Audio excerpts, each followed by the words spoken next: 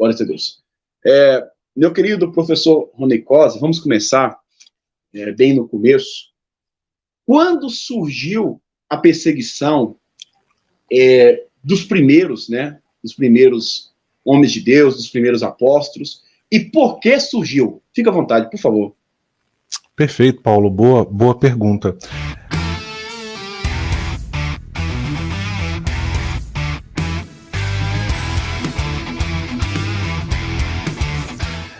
A gente precisa destacar aqui que o cristianismo é uma religião que existe há praticamente 2000 anos, e o cristianismo, já nas suas primeiras décadas, cresceu muito, espalhou-se rapidamente pelos territórios do Império Romano, e o fato é que o cristianismo sempre conviveu com perseguições. E é interessante a gente considerar que já nos textos do Novo Testamento a gente encontra evidências dessas perseguições de natureza religiosa. Por exemplo, quando você lê o Evangelho de João, e na crítica bíblica hoje entende-se que o Evangelho de João está sendo produzido e dirigido a uma comunidade cristã, naturalmente, né? Uma comunidade de discípulos de Jesus, seguidores de Jesus, que estão ali sendo alimentados pela tradição joanina, e o livro, o Evangelho de João, está sendo direcionado a esse grupo, que é um grupo justamente que está passando por perseguição religiosa, ao que parece. Inclusive é um exegeta católico muito competente, o Raymond Brown, me parece que ele defende justamente a tese de que esses cristãos haviam sido expulsos da sinagoga, não podiam agora acessar a sinagoga, e aí o evangelho então é escrito para consolá-los, para fortalecê-los, e possivelmente por isso mesmo você vai ter uma expressão ali no Evangelho de João dizendo, olha, vão expulsar vocês das sinagogas, né? Vocês serão expulsos. Então isso já é em certa medida, Paulo e Marcos e todos que nos assistem, já é um reflexo dessa perseguição. Mas claro, a questão da comunidade, da perseguição à comunidade joanina é apenas um exemplo no Novo Testamento. A gente poderia citar outros, né? Nós temos o caso da Epístola aos Hebreus.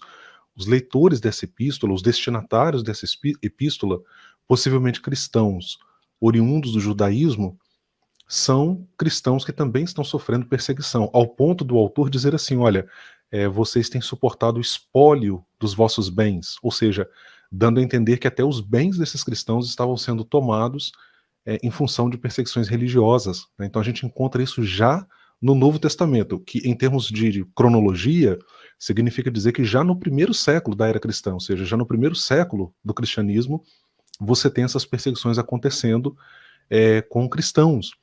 E quando a gente considera a história subsequente, segundo século, terceiro século, nós vamos ver que grandes perseguições vão acontecer na medida que o cristianismo cresce, começa a se expandir, começa a estabelecer igrejas, começa a estabelecer igrejas em lugares diversos do Império Romano, e aí começa a eclodir, ou a eclodirem, falar no plural, grandes perseguições contra a igreja. Não por acaso, Paulo, é importante destacar aqui que esses 3 primeiros séculos da era cristã, do cristianismo, ficaram conhecidos na história como a Era dos Mártires.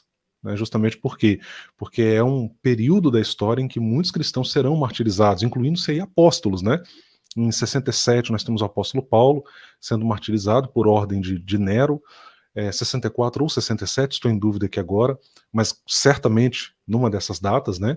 Nós vamos ter o apóstolo João sendo exilado, e não foi martirizado, mas foi exilado. Os demais apóstolos, segundo a tradição cristã, todos eles foram martirizados. Nos anos subsequentes, nos séculos futuros também.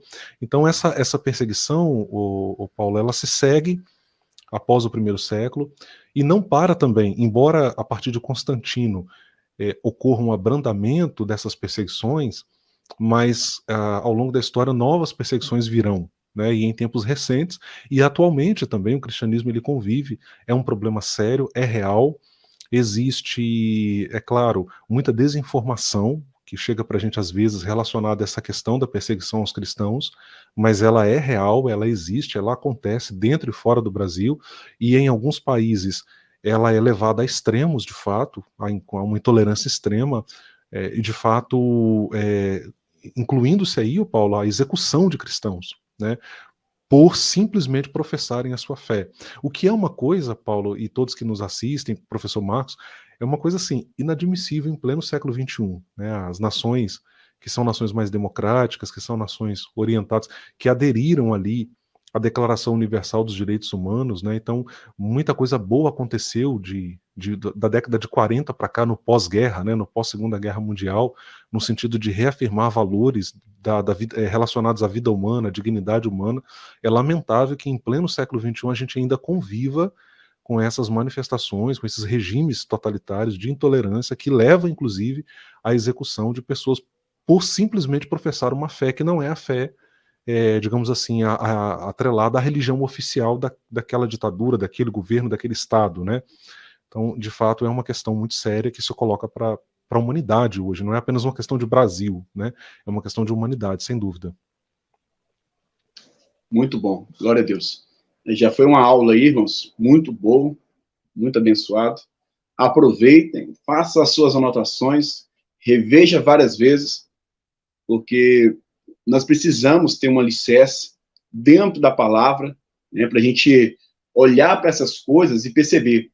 Isso aí é algo comum, algo normal? Isso está na Bíblia? Será que isso é um sinal, uma evidência clara da volta de Jesus? Então a gente vai trazer isso tudo para vocês aqui, se o tempo for oportuno, né? Nos ajudar. Professor Marcos, meu querido, diante do que a fala do professor Rony já disse aí, a questão de, por exemplo, de algo que não dá para acreditar, essa injustiça, por exemplo, do século que nós estamos vivendo. Isso tudo que alguns têm vivido, né? E nós percebemos que cada dia mais o ciclo está se fechando, como um funil, para o lado da igreja. Isso aí, só a maldade e pecaminosidade do ser humano é o suficiente para perseguir a igreja? Ou só pode ser, de fato, uma influência forte, satânica, para perseguir a igreja de tal modo?